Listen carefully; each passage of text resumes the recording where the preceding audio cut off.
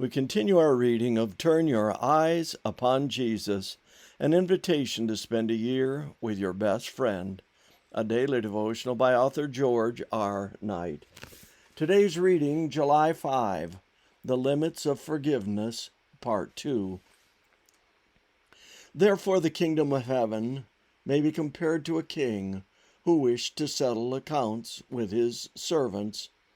When he began the reckoning, one was brought to him who owed him 10,000 talents, and as he could not pay, his lord ordered him to be sold with his wife and children and all that he had, and payment to be made. So the servant fell on his knees, imploring him, Lord, have patience with me, and I will pay you everything. And out of pity for him, the lord of that servant released him and forgave him the debt. Matthew 18:23-27. Jesus knew that Peter would not get the point of the 490 forgivenesses from a mere statement on the topic. As a result, part 2 of his reply to the apostles' question is a story that illustrates the point.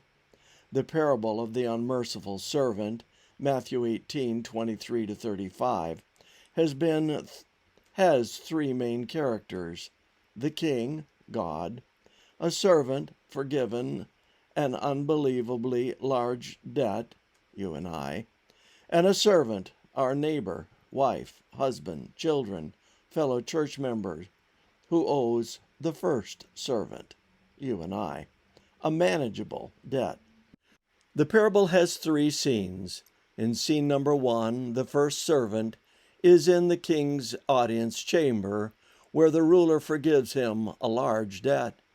It was not merely large, it was a stupendous amount, a debt that could never be paid.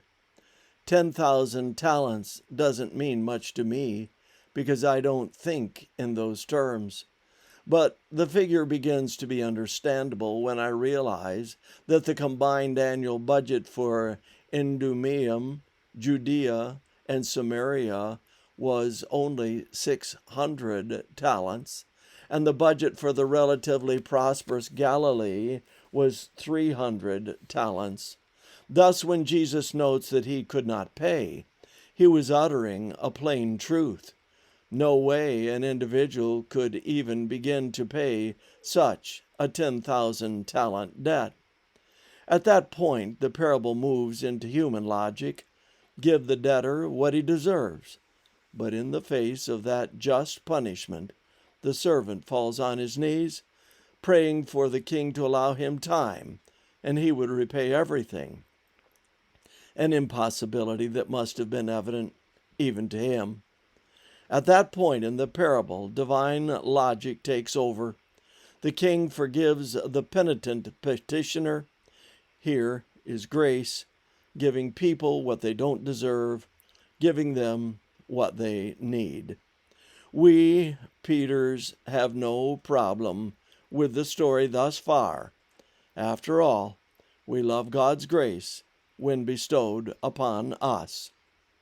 Sleeping better in the light of grace, we praise God every day for that special gift, and we should. This concludes our reading today of Turn Your Eyes Upon Jesus.